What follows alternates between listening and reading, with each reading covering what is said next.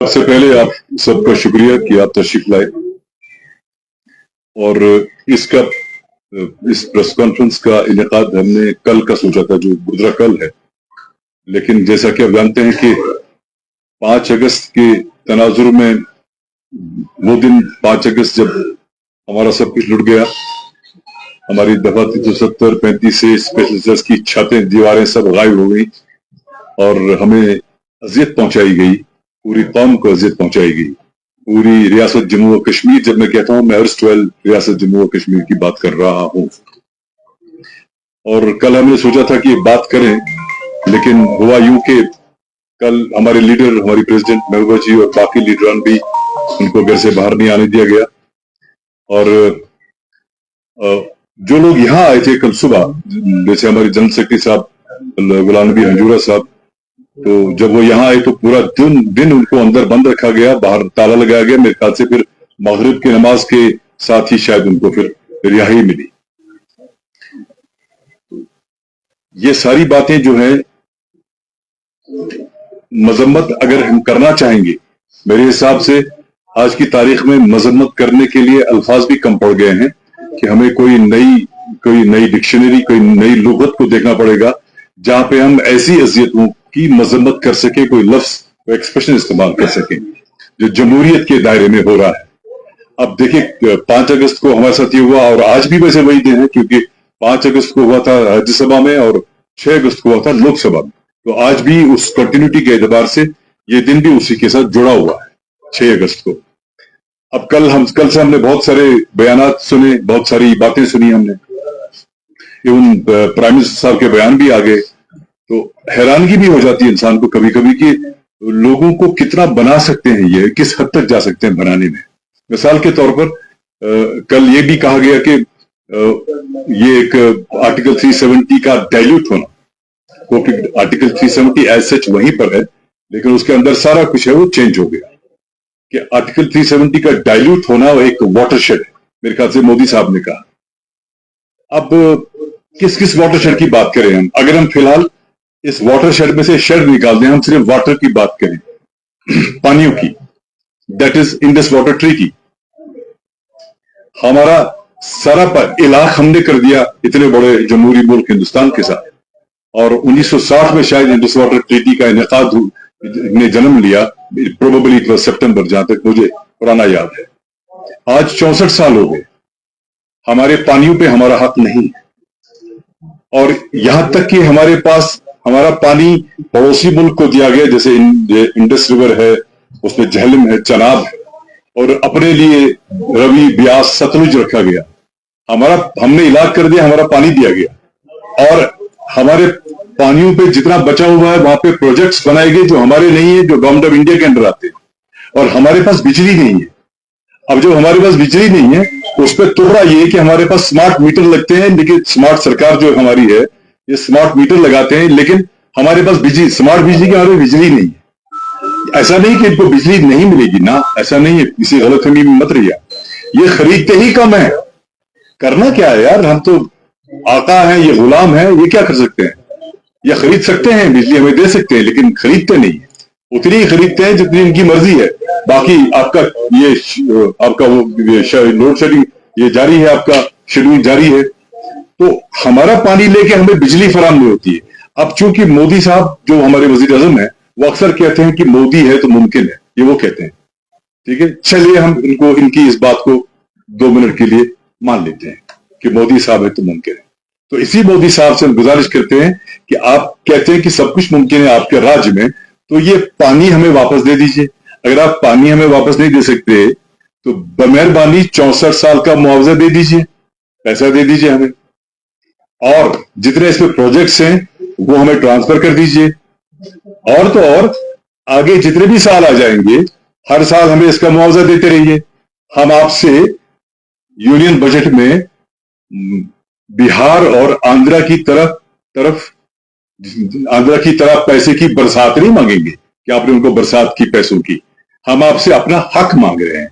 अगर आप कहते हैं मोदी है तो मुमकिन है, तो बमेहरबानी इस प्रेस कॉन्फ्रेंस और आप सबके जरिए मैं उनसे गुजारिश करता हूं कि हमें 64 साल का मुआवजा अदा कर लीजिए, ये प्रोजेक्ट्स हमारे नाम कर दीजिए, और आगे जितने भी जब तक ये चलेगा तब तक हर साल हमें इसका मुआवजा फराहम करते रहिए।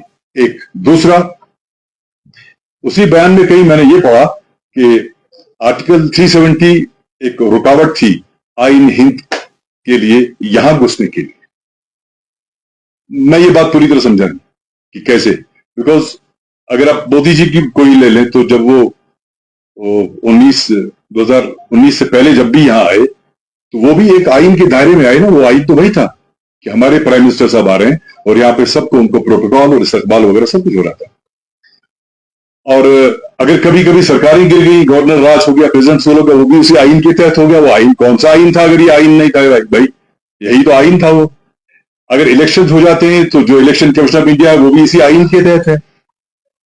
अगर आप डिलिमिटेशन करते हैं तो इसी आइन के तहत करते हैं। अगर आपने रीऑर्गेनाइजेशन एक्ट भी बनाया 19 में, वो भी इसी आइन के तहत बनाया। और अगर आपने महाराजा को, ये इसको सदर रियासत को आपने गवर्नर और वजीर आजम को वजीर आला बना दिया, किस आइन के तहत बनाया भाई साहब? इसी आइन के तहत तो बनाया। तो ये कहना कि आइन की वो रुकावट थी, गलत है हमारे नजदीक। अब अगर हम मान लेते हैं 2 मिनट के लिए कि मोदी जी सही कह रहे हैं या बीजेपी सही कह रहे हैं, ठीक है, कि आर्टिकल 370 रुकावट था, तो जो आर्टिकल 371 बाकी 11 स्टेट्स में है, जिसके मुख्तलिफ जुमरात हैं, कहीं पे 370J है, कहीं पे 370A है, बहुत सारे जुमरात हैं, उसकी शायद 11 स्टेट्स में है। तो हम मोदी जी से गुजारिश करते हैं आज, क्योंकि पूरी बीजेपी, मैं हिंदुस्तान के अवाम की बात नहीं कर रहा हूं, मैं सिर्फ बीजेपी की बात कर रहा हूं, क्योंकि वो इस दिन को बहुत बड़ा दिन मानते हैं अपने लिए। अगर ये आप बड़ा दिन वाकई में होता, वाकई में, तो जो पिछले पार्लियामेंट में जम्मू और कश्मीर में बीजेपी को सामना करना पड़ा, तो ऐसा नहीं होता। जो यहां की 3 सीटों में उनका जलवा था दाएं बाएं से, या जो जम्मू में उनके लगभग, अगर मैं गलत ना हूं तो 20% से ज्यादा वोट परसेंटेज उनका कम हो गया। अगर वाकई में ये बड़ा दिन है और उन्हें बड़ा कारनामा अंजाम दिया तो ऐसा नहीं होना चाहिए था। बहरहाल ऐसा हुआ, वो फिर भी नहीं मानेंगे, क्योंकि उनका बड़ा जबरदस्त सोशल मीडिया नेटवर्क है। उनके लीडरान रोज बोलते हैं, बहुत बोलते हैं, बड़ा जबरदस्त बोलते हैं, इसलिए वो इस चीज को उभरने नहीं देते हैं कि नुकसान, बड़ा दिन हम यहां पे साबित हुआ कि बड़ा दिन नहीं था। इवन देखा जाए तो मुल्क में भी बड़ा दिन साबित नहीं हुआ, वहां भी 240 पे आ गए। हालांकि मुझे याद है एक बार एक लड़के से किसी मीडिया में था, पता नहीं महाराष्ट्र गुजरात में, पूछा था कि भाई आपको आर्टिकल 370 के बाद क्या लगता क्या होगा? उसने कहा गाय बच गई।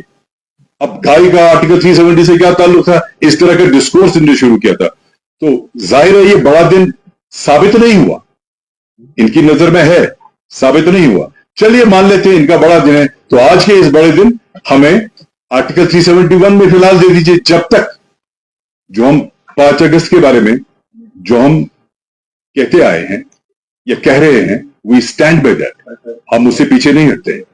हमें पूरी उम्मीद है, क्योंकि ऊपर अल्लाह बैठा है, हमें पूरी उम्मीद है कि कभी ना कभी कोई ना कोई सरकार वहां पे ऐसी आएगी जिनको ये एहसास जगेगा उनमें कि इन्होंने एक जमहूरी मुल्क के साथ इलाफ किया था, और इस रियासत जम्मू और कश्मीर जो पहले एक मुल्क था, इसका और उसके साथ एक एग्रीमेंट हुआ था, उस एग्रीमेंट की पासदारी बीजेपी सरकार ने नहीं की। और मुझे उम्मीद है कि शायद उस वक्त वो हमारा लिहाज करके वापस देंगे। लेकिन जब तक ये यहां पे है तो हम उनको बताते हैं ठीक है भाई, 370 आपको रुकावट थी, 371 में लाइए हमें। और ये भी बता दूं कि ये मे भी रिएक्ट भी करेंगे इस हमारे प्रेस कॉन्फ्रेंस को, बहुत शोर भी मचाएंगे, लेकिन इनको बताइएगा कि इसमें जम्मू को भी फायदा है जहां पे आपकी हालत खराब हो गई है। अगर आर्टिकल 370 आता है, क्योंकि वहां पे रोजगार तो पूरा कहीं नहीं है, लेकिन जम्मू में देखा जाए वहां पे सब जगह पे आपकी रेत, आपकी बजरी, आपकी दुकानें, आपके कुछ कहीं पे जम्मू में शायद शराब का वो जो ठेके थे वो सब, हालांकि शराब के हम जाती तो खिलाफ हैं, बिकॉज हमारे लिए हमारे शरीर के खिलाफ है, वैसे भी सेहत के खिलाफ है दोनों सूरतों में।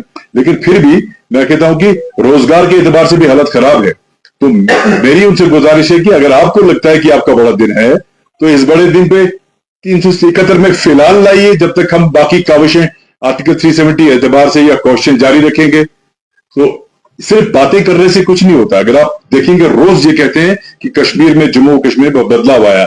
आपको मैं क्या बता दूं, जब ये टूरिज्म के आंकड़े बताते हैं, ये उसमें ये जो यात्रा करने आते हैं, धार्मिक मामला है, वो मजहबी मामला है, चाहे वो माता वैष्णो देवी आते हैं, चाहे वो श्री अमरनाथ जी की यात्रा पे आते हैं, वो उनको भी उसमें डाल देते हैं। हमारी सरकारों ने कभी भी टूरिज्म को, नो डाउट वो एक पिलग्रिमेज के तौर आते हैं, लेकिन जब टूरिज्म की बात आई, जब जब आदाद शुमार की बात आई, मुझे नहीं लगता है कि जो 2018-19 से पहले जो सरकारें थी उन्होंने कभी यात्रियों को इस टूरिस्ट के लिस्ट में लाया हो और कहा हो कि टूरिज्म बढ़ गया। ऐसा कभी कभी लगता है कि जैसे ये इस तरह की बात करते हैं कि जैसे डल कल ही बन गया, निकल आया पानी, जैसे गुलमर्ग परसों दरियाफ्त हुआ, जैसे पहलगाम आज सुबह दरियाफ्त हुआ। ऐसा लगता है कि 2019 से पहले कुछ भी नहीं था कश्मीर में, जम्मू कश्मीर में कुछ भी नहीं हो रहा था। अब ये स्मार्ट सिटी देख लीजिए आप, स्मार्ट सिटी का ढिंडोरा पीट रहे हैं और ये कहते हैं, ये इस तरह से बात करते हैं, कैटेगोरिकली नहीं कहते हैं, ये इस तरह से बात करते हैं कि ये प्रोजेक्ट इन्होंने लाया, ये हमारी सरकार में आया था, इसके बेसिक्स पे काम चल रहा था, इतने में सरकार चली गई। अब ये इस तरह बात करते हैं कि जैसे आर्टिकल 370 जाने के बाद स्मार्ट सिटी का प्रोजेक्ट आ गया। अब वो स्मार्ट सिटी का हाल देख लीजिए, आप स्मार्ट लाल चौक कह सकते हैं, स्मार्ट पोलोवू कह सकते हैं और स्मार्ट झेलम का बंड कह सकते हैं। आप शहर की हालत देखिए, अभी पानी की 2 बूंदें ऊपर से नहीं आती है, चलना मुहाल हो जाता है। आपका जो ये डिजिटाइजेशन ऑफ रिकॉर्ड्स है रेवेन्यू डिपार्टमेंट में, इसको भी इस तरह पेश करते हैं कि आर्टिकल 370 के बाद हुआ। वैसा भी हमारे टाइम में आया और मैंने एज रेवेन्यू मिनिस्टर का फाउंडेशन रखा। अब उसके बाद सरकार चली गई, काम मुकम्मल हो गया, इसको भी जुमरे में डाल दो।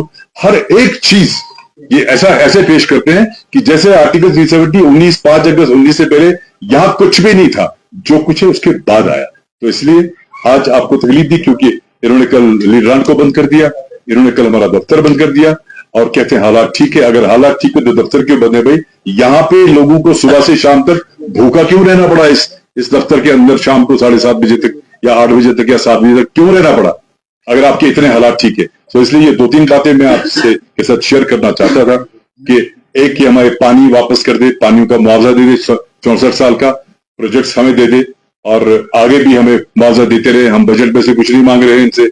और अगर 370 वाकई में आइन में रुकावट था तो चलो भाई, हाँ अगर 371 भी रुकावट होता तो बाकी स्टेट्स में इन्होंने खत्म कर दिया होता, ऐसा तो नहीं है।